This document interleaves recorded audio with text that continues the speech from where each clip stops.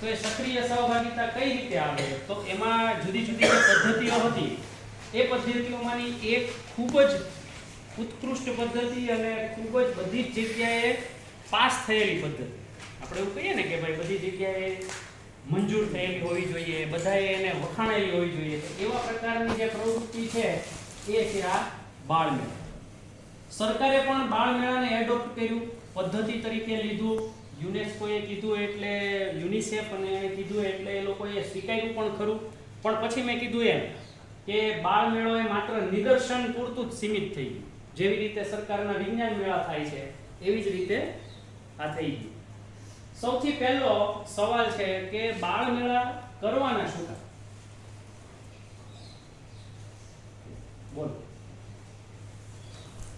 આપણે સવારથી એની ચર્ચા કરીએ છીએ. બાળકો જે છે વિવિધ પ્રવૃત્તિઓ શીખે અને પોતાના મગજને છે થોડો ઘણો કસરત થાય કે અચ્છા, તો મારો સવાલ એવો આવે બેન, તમે કહો છો એ વાત સાચી જ છે, પણ મારો સવાલ એવો છે કે ક્લાસરૂમની અંદર આપણે એ જ વસ્તુ ન કરાવી શકીએ? એની માટે બાળમેળો શું કામ થાય ને? બાળકોને જે આવડે છુપાયેલી હોય એકબીજાની પ્રવૃત્તિ ક્લાસરૂમમાં થાય ને. પાછું હું એ જ કહીશ તમને, ક્લાસરૂમમાં ન થઈ શકે એ વસ્તુ. એની માટે હું બાળમેળાનું સ્વરૂપ આપવાનું ને હો હા કરી મૂકવાની જરૂર શું છે? બાળકો સાથે સર્જન કરવાની શક્તિ હોય. ફરીથી મારો એ જ છે, તમે વિચારો કે ક્લાસરૂમની અંદર આમાંથી કઈ વસ્તુ એવી છે કે ન થઈ શકે? રૂટીન ક્લાસમાં થઈ જ શકે ને.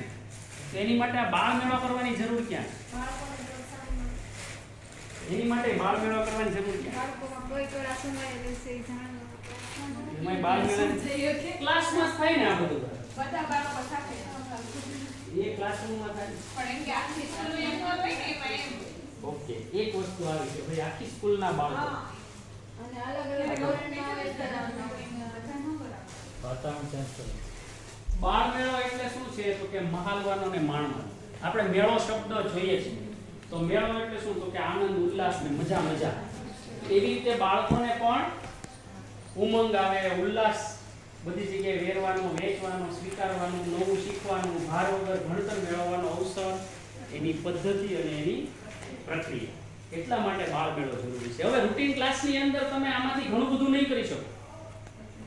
આનંદ નહીં કરાવી શકો બાળકોને, સતત અવાજ દેખાડો. બાળમેળો હોય ત્યારે તો અવાજ કરવાની છૂટ છે. સૌથી મોટામાં મોટો બેનિફિટ શું છે? તો આપણી અત્યારની જે શિક્ષણ વ્યવસ્થા છે, આ શિક્ષણ વ્યવસ્થાની અંદર એકમાત્ર એવી પદ્ધતિ દાખલ કરેલી ઘરશાળા ભાવનગરની અંદર, અને એક અંગ્રેજ હતા, એને આ શિક્ષણ પદ્ધતિ શોધેલી, ડાલ્ટન મેથડ. આ ડાલ્ટન મેથડ હતી ને એમાં એવું હતું કે શિક્ષક ન આવે ક્લાસમાં, પણ વિદ્યાર્થીઓએ ક્લાસમાં જવાનું. એટલે શું? તો કે ભાઈ એક ક્લાસરૂમ હોય તો એ વિજ્ઞાનનો ક્લાસ, તો એ વિજ્ઞાનનો જ હોય. પછી 5મું, 6ઠું, 7મું, 8મું એના વર્ગના વિદ્યાર્થીઓ ત્યાં આવતા 1 by 1, અને ટીચર છે એ ત્યાં આગળ ભણાવે. આપણે ત્યાં શું છે? તો કે બાળકો ત્યાં ને ત્યાં બેઠા રહે. એટલે સવારથી જે ક્લાસમાં છોકરા પુરાણા એને ત્યાં ત્યાં જવાનું. હવે ખરેખર મનોવૈજ્ઞાનિકની દ્રષ્ટિએ તમે જો જુઓ તો એવું કહે છે કે કોઈ પણ વ્યક્તિ, બાળક નહીં હો, કોઈ પણ વ્યક્તિ, તમારી ઉંમરના વ્યક્તિ પણ કન્ટિન્યુ 45 મિનિટથી વધારે ગ્રહણ કરી શકે નહીં. કોઈ પણ બાબત 45 મિનિટથી વધારે ગ્રહણ ન કરી શકે. બેસી શકે પણ એકાગ્રતાથી કોન્સન્ટ્રેશન રાખીને 45 મિનિટ સુધી શીખી શકે.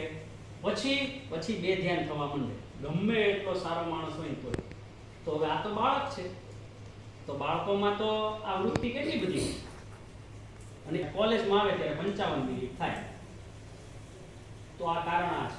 પણ તેમ છતાંય હજુ પણ શિક્ષણવિદો એવું કહે છે કે ડાલ્ટન મેથડ જે હતી ને એ વધારે સારી હતી. કેમ? તો કે બાળકોને ફ્રેશ થવા મળતું હતું, બહાર નીકળે, હો હા કરતા બધા ક્લાસ બદલાવે. આપણને શું લાગે છે એમાં?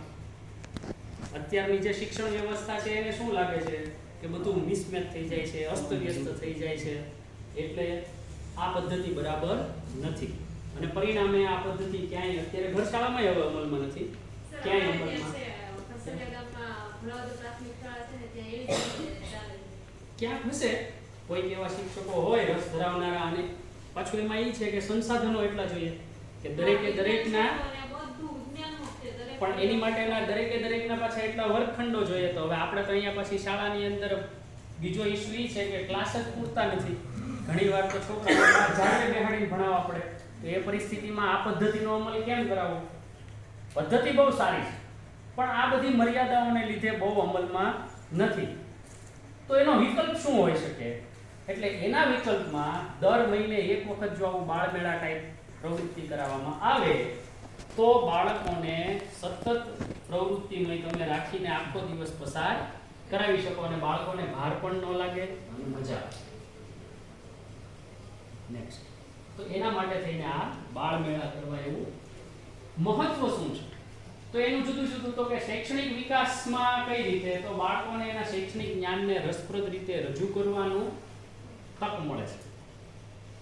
અહીંયા આગળ આપણે જો વિજ્ઞાન મેળા, ભૂગોળ મેળા જોઈએ તો તમને ખ્યાલ આવશે કે બાળકો છે એ શું કરે છે? સામાન્ય રીતે પોતાને જે આવડે છે એવા મોડેલ ને એવું બધું બનાવીને રજૂ કરે છે, નવું શીખે છે, મનોરંજન ને સર્જનાત્મકતા આવે છે. તો જેમ અહીંથી કીધું હતું કે બાળ મેળાથી સર્જનાત્મકતાને પ્રોત્સાહન મળે છે, કારણ કે દરેકને પોતે કંઈક નવું બનાવવાનું, નવું રજૂ કરવાનું એવી ઈચ્છા પ્રગટ થાય છે, અથવા તો નવું શીખવાની સામાજિક કૌશલ્ય વિકસે છે. આ બહુ મહત્વનું છે.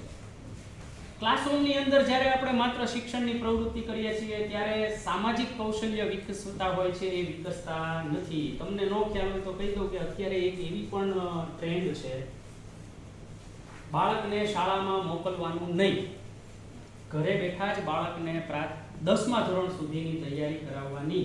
ગુજરાતની અંદર મહેન્દ્રભાઈ શાહ કરીને જે છે કપલ, એને એના છોકરાઓને એન્જિનિયરિંગ સુધી ભણાવ્યા, પણ ક્યારેય એ લોકો પ્રાથમિક શાળામાં ગયા નથી, ઘરે બેઠા જ ભણ્યા છે.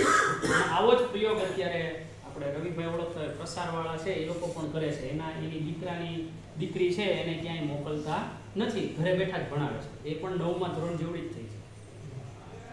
પણ સવાલ એ આવે છે કે જો આ પદ્ધતિ સાચી હોય તો બધા કેમ નથી સ્વીકારતા? તો શિક્ષણવિદો કેમ આનો આગ્રહ નથી રાખતા? આપણે ત્યાં તો બહુ મોટા બધા શિક્ષણવિદો છે. ગીજુભાઈ ક્યારે એવું નથી કીધું કે ભાઈ આવી રીતે ઘરે બેહાડીને ભણાવો.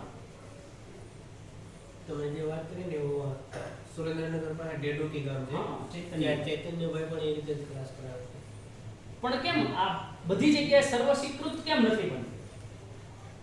તો સમાજશાસ્ત્રીઓનું કેવું એવું છે, મનોવૈજ્ઞાનિકોનું કેવું એવું છે કે કોઈ પણ બાળક હોય સામાજિક અને માનસિક વિકાસ માટે જૂથમાં રહેવું જરૂરી છે. અને એ જૂથ પણ કેવું? તો કે પોતાની ઉંમર. એટલે એનું સ્કૂલિંગ કરાવવું મહત્વનું છે. સ્કૂલમાં જશે બાળક તો એ બીજા સાથે પરિચયમાં આવશે, બીજાના ગુણ, અવગુણ, સહનશક્તિ આ બધું એનામાં આવશે. નહીતર પછી ઓલી અમલા કમલાની વાર્તા જેવું થાય. આપણે જંગલમાં રહેતા હોય તો કોઈની યારે ભળી ન શકીએ, કોઈની જેમ રહી ન શકીએ, કશું જ નહીં. સારી અને ખરાબ બંને આદતો બાળક છે એ બીજા પાસેથી શીખી શકે છે. તો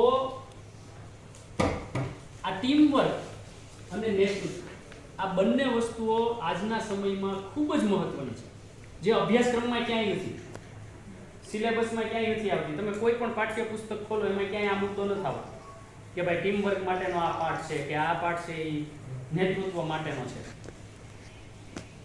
અને આજના સમયમાં નેતૃત્વ લેતા શીખવું એ બહુ મહત્વની વસ્તુ છે. કોઈ પણ અન્યાય થતો હોય, કોઈ પણ જગ્યાએ કંઈ પ્રશ્નો ઊભા થતા હોય તો નેતૃત્વ તો જોઈએ જ. તો આ બાળમેળો કરવાથી નેતૃત્વ વિકસે છે. કઈ રીતે નેતૃત્વ વિકસે છે? તો કે તમે જુદા જુદા ગ્રુપ બનાવશો, એમાં લીડર બનશે, બાળમેળાનું રોટેશનમાં મદદરૂપ થશે બાળકો, તો એમાં એક ગ્રુપ બનશે, તો ટીમ વર્કમાં પરસ્પર સહકાર એકબીજાને કરશે. તો આ બધા જીવન કૌશલ્યો છે, લાઈફ સ્કિલ. આ જીવન કૌશલ્યો મેળવશે તો એ સારામાં સારી કેરિયર બનાવી શકશે. તમે જોતા હશો અત્યારે કે હારામાં હારો ડોક્ટર હોય ને એ કે અતરો રહેતો હોય, કોઈને મદદ ન કરતો હોય, તો એ વ્યક્તિ છે એ ભલે સફળ ગમે તેટલો થાય પણ સામાજિક રીતે સફળ થતો નથી. તમે જોયું હશે કે કેટલાય બધા લોકો તો એવા છે કે જે પરણ્યા પછી પત્ની હારે નથી રહી શકતા, અથવા તો પત્ની પતિ હારે નથી રહી શકતી, કારણ કે સહન શક્તિ નથી, આ લાઈફ સ્કિલ ડેવલપ જ નથી થયેલી, જતું કરવાની ભાવના નથી, કશું જ નથી. તો પછી હવે તમે ગમે એટલું ભણો ને ગમે તે હોદ્દા ઉપર જાઓ, કામનું શું? કશું જ નહીં, ઝીરો. તો એ ન થાય એટલે અહીંયા સામાજિક કૌશલ્ય જે વિકસાવવું, એટલે સમાજશાસ્ત્રીઓ એવું કહે છે કે શાળા છે ને એ પણ એક સંસ્થા છે. લગ્ન, કુટુંબ, જ્ઞાતિ, ધર્મ અને એમાં શાળા, આ બધી સામાજિક સંસ્થાઓ છે કે જ્યાં આગળ વ્યક્તિનું સામાજિકરણ થાય છે. એટલે આપણે લોકો પણ બહુ મહત્વની ભૂમિકા ભજવીએ છીએ બાળકના વિકાસમાં. જો બાળક શાળામાં ન જાય તો એનો સામાજિક વિકાસ અટકી જાય છે અને ગેરંટીથી ન થાય. વિશેષ ક્ષમતા, એના રસના કૌશલ્યો, તમે બધાએ કીધું ને કે એના રસના કૌશલ્યો કયા કયા છે, શેમાં એને રસ છે, તો એ બાળક પોતે પણ શોધી શકે અને એક ટીચર તરીકે આપણે પણ શોધી શકીએ કે ભાઈ બાળકોને શેમાં રસ છે. તો એ બાળ મેળો જે છે એનું મહત્વ એ આ છે. આપણી ભૂમિકા શું? તો કે આપણી ભૂમિકા મોટે ભાગે કઈ છે? માર્ગદર્શક તરીકે. બાળ મેળાના આયોજનમાં સહાય કરવાની છે, બાળકોને પ્રોત્સાહન આપવાનું છે અને વ્યવસ્થાનું નિરીક્ષણ કરવાનું છે કે આપણે જે આખું આયોજન નક્કી કર્યું છે એ સફળતાપૂર્વક થાય છે કે કેમ. સફળતાપૂર્વક આયોજન થાય એટલે શું? તો કે જે સમયે નક્કી કરેલું છે એ સમયે જ પ્રવૃત્તિ શરૂ થાય અને જે સમયે નક્કી કર્યું છે એ જ સમયે પ્રવૃત્તિ પૂર્ણ થાય. તો એને આપણે સફળ આયોજન કહીએ છીએ. નેક્સ્ટ. હવે કોઈ પણ બાળ મેળો કરવાનો થાય તો એ બાળ મેળાના લક્ષ્યો કયા કયા હોય? તો એક તો સર્જનાત્મક અભિવ્યક્તિની તક મળવી જોઈએ બાળકોને. બીજા નંબરમાં બાળકોમાં શૈક્ષણિક અને અસામાન્ય પ્રવૃત્તિમાં શ્રેષ્ઠતા લાવવા માટેની પ્રેરણા એને મળવી જોઈએ. ત્રીજું, રમૂજી પ્રવૃત્તિ સાથે શિક્ષણને આકર્ષક બનાવવું. અત્યારનું આપણું જે શિક્ષણ છે, આમ ભલે આપણે કહીએ છીએ કે ભાર વગરનું ભણતર, પણ ખરેખર એ ભારવાળું જ છે, એમાં કંઈ ફેરફાર થયો નથી. બાળકોને હજી પણ મજા આવતી નથી. આ જે તમારો પ્રશ્ન હતો ને કે બાળકોને કંટાળો આવે, સ્કૂલે આવતા નથી, બાળકોની અપેક્ષા પૂરી નથી થતી, એનું કારણ એકમાત્ર છે કે બાળકોને કેવી પ્રવૃત્તિ જોઈએ, બાળકોને કેવું શિક્ષણ જોઈએ? તો કે રમતા રમતા શીખાય. અને એટલા માટે તે એક પુસ્તક પણ છે કે રમતા રમતા ભણીએ, અને એની અંદર બધી પ્રવૃત્તિઓ પણ આપેલી છે. તો એ પછી એક રમવા દો ને શીખવા દો, એ તો બહુ પ્રાઇમરી લેવલની બુક છે, રમવા દો ને શીખવા દો. તો એ પહેલા ધોરણના જે બાળકો હોય એની સાથે પ્રવૃત્તિ માટેની બુક છે. તો એ આનંદદાયક શિક્ષણની વાત છે આમાં. તો આ બાળ મેળો પણ આનંદદાયક શિક્ષણની ભૂમિકામાં છે. સમૂહ કાર્યમાં ક્ષમતા, જે અગાઉ કીધું એમ કે ટીમવર્ક અને એ જે કરવાની વાત છે, તો સતત એને આપણે પ્રોત્સાહિત કરવાનું લક્ષ્ય આપણું હોવું જોઈએ. કારણ કે બાળ મેળો એટલે 4 શિક્ષકો ભેગા થઈને જુદા જુદા રૂમમાં પ્રવૃત્તિ કરાવી દઈએ એટલું મહત્વનું નથી. પ્રવૃત્તિ અહીંયા આગળ માત્ર સાધન છે. સમજી, સાધ્ય શું છે? તો કે બાળકો કંઈક નવું શીખે, બાળકો આનંદ મેળવતા થાય, બાળકોનું સામાજિકરણ થાય, બાળકોમાં ટીમવર્કનું વિકસે, બાળકો એકબીજાને મદદ કરતા થાય, બાળકો એકબીજાની મર્યાદાને ઓળખે. કારણ કે સહયોગ ક્યારે કરી શકશે? કે સામેવાળાની મર્યાદા ખબર હોય તો. મદદરૂપ ક્યારે થઈ શકશે? જ્યારે સામેવાળાની સ્ટ્રેન્થ ખબર હોય તો. તો આ અરસપરસ જે આદાન પ્રદાન કરવાનું છે એ બાળ મેળાનું મુખ્ય લક્ષ્ય છે. હવે જે આપણે મેઇન પાર્ટ ઉપર જવાના છીએ, બાળ મેળાનું આયોજન કઈ રીતે કરવું. તમારામાંથી કોઈને ખબર છે કઈ રીતે કરાય બાળ મેળો? કોઈએ કરેલો છે અગાઉ? એનો હોય તો મને કહો, પછી આપણે આગળ જઈએ. બોલો. ત્યારે બાળ મેળા માટેની જે પ્રવૃત્તિ હોય એનો લિસ્ટ તૈયાર કરે. પછી એના જુદા જુદા વિભાગ કરો. બાળકોને જે વિભાગ પ્રમાણે રસ હોય એ પ્રમાણે એના ગ્રુપ કરે. જગ્યા નક્કી કરીને પછી ત્યાં તેની પ્રવૃત્તિ કરે. તમે કીધું એ વાત બરાબર છે, એની ઉપર આપણે પછી જઈએ. તો જેમ ભાઈ કીધું એમ, તમારું નામ શું?